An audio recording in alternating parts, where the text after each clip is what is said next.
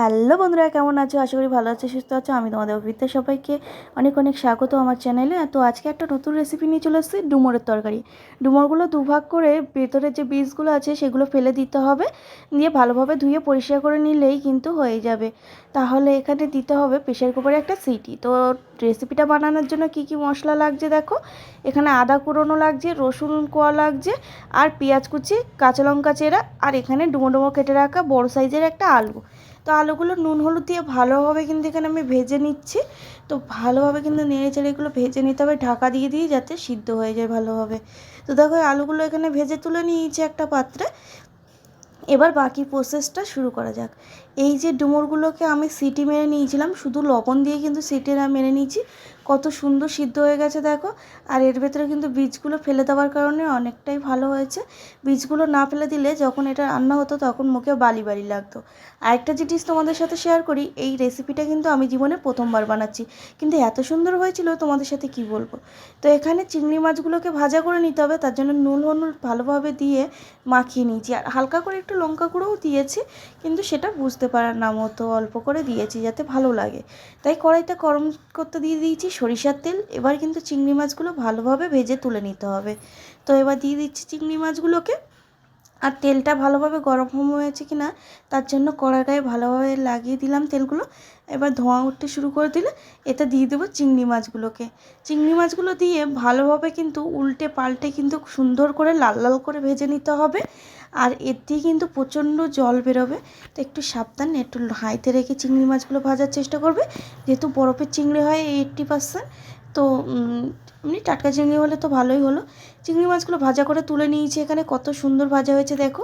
কড়াইতে আবার একটু তেল দিয়ে দিলাম, দিয়ে এখানে দিয়ে দিলাম পেঁয়াজ কুচি, রসুন কুচি, আর আদা বাটাটা তুলে রেখেছি। আর এখানে কিন্তু দিয়ে দিয়েছি 2-3টে কাঁচা লঙ্কা চেরা। এবার সবগুলোকে ভালোভাবে নাড়াচাড়া করে সুন্দর করে ভেজে তুলে নিতে হবে। তোমরা চাইলে কিন্তু যখন ডুমুরটা সিদ্ধ করবে ওখানে হালকা করে একটু হলুদ ইউজ করতে পারবে, কিন্তু আমি কিন্তু হলুদটা ইউজ করিনি, কারণ আমার পছন্দ হয়নি। তাই পেঁয়াজের কালারটা চেঞ্জ হয়ে গেলে এখানে দিয়ে দিতে হবে আদা বাটাটা। তো আমি এখানে দিয়ে দিলাম আদা বাটা, মানে বাটা বাটা বলবো না, আদাটাকে আমি কুড়িয়ে নিয়েছি যাতে মুখে পড়লে আদাটা খেতে কিন্তু ভালো লাগে, তার জন্য। এখানে দিয়ে দিলাম কেটে যে সিদ্ধ করে রাখা ডুমুরগুলোকে এখানে অ্যাড করে দিলাম, দিয়ে ভালোভাবে উল্টে পাল্টে সুন্দর করে ভেজে নিতে হবে। যত ভালোভাবে কষাবে তত সুন্দর লাগবে তরকারিটা খেতে। তো দেখো ধৈর্য ধরে কিছুক্ষণ কষিয়ে নিতে হবে এটাকে সুন্দর করে। দেখো কিছুটা কষিয়ে এলে এখানে দিয়ে দিব স্বাদ অনুযায়ী লবণ। যেহেতু সিদ্ধ করার সময় লবণ দেওয়া হয়েছে, আলুটা ভাজার সময় লবণ দেওয়া হয়েছে, তাই লবণের পরিমাণটা নিজের বুঝে দিতে হবে যাতে বেশি না হয়ে যায়। এখানে দিয়ে দিলাম হলুদ গুঁড়ো স্বাদ অনুযায়ী, দিয়ে দিলাম লঙ্কা গুঁড়ো, ধনে গুঁড়ো, দিয়ে ভালোভাবে কিন্তু মশলাটা কষিয়ে নিতে হবে। এখানে হালকা হালকা জল ছাড়তে থাকবে, কিন্তু ধৈর্য ধরে কিছুক্ষণ ভাজাভাজি করতে লাগলে কিন্তু হয়ে যাবে। কিছুক্ষণ দেরি করে করে ভাজতে হবে।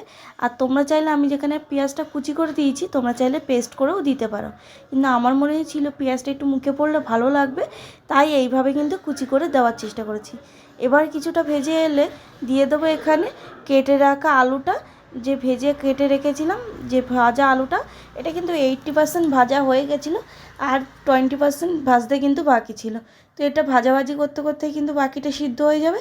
এখানে নর্মাল জল ইউজ করেছি, তোমরা চাইলে গরম জলও ইউজ করতে পারো। নর্মাল জল ইউজ করলেও ভালো হয়, গরম জল ইউজ করলে আরও ভালো হয়। যদি গরম জলটা ইউজ করে থাকো তাহলে কিন্তু খুব সুন্দর হবে আরও। তো সেক্ষেত্রে আমার অত করার টাইম ছিল না, কারণ আমি মামার বাড়ি থেকে এসে খুবই ক্লান্ত হয়ে গেছিলাম, তার জন্য। তো এখানে 10 মিনিট ঢেকে আমি কিন্তু রান্না করে নেব। তার আগে এখানে কিছু মশলা অ্যাড করে দেওয়া হয়, চলো। দিয়ে দিলাম স্বাদ অনুযায়ী চিনি, আর একটু জিরে গুঁড়ো, আর একটু গোলমরিচ গুঁড়ো দিয়ে দিলাম। এখানে দিয়ে দিলাম গরম মশলা গুঁড়ো, ঢাকনা খুলে দিয়ে দিচ্ছি কিন্তু গরম মশলা গুঁড়ো। ঢাকনা দেওয়াটা তোমাদের সাথে শেয়ার করা হয়নি, তো সেটাও দেখো ঝোলটা কতটা মরে এসছে। এখানে গরম মশলা গুঁড়ো দিয়ে দিচ্ছি, জিরে গুঁড়ো দিয়ে দিচ্ছি, ধনে গুঁড়ো দিয়ে দিচ্ছি, দিয়ে ভালোভাবে নাড়াচাড়া করে ঝোলটা মরে এলে এখানে কিন্তু দিয়ে দেবো একটু মিট মশলা, আর কিন্তু দিয়ে দেবো গরম মশলা।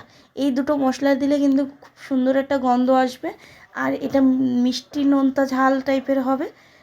তো খেতে কিন্তু খুবই সুন্দর হয়েছিল এই ডুমুরের তরকারিটা। তোমরা অবশ্যই বাড়িতে বানিয়ে দেখো, তোমাদেরও খুব ভালো লাগবে। আজকে ভিডিওটা কেমন লাগলো জানাতে কিন্তু ভুলবে না। এরকম আরও নতুন নতুন রেসিপি নিয়ে তোমাদের সাথে হাজির হব আমি। ভিডিওটা আজকে এই অবধি, টাটা বাই বাই, ভালো থেকো, সুস্থ থেকো, নিজেদের খেয়াল রেখো।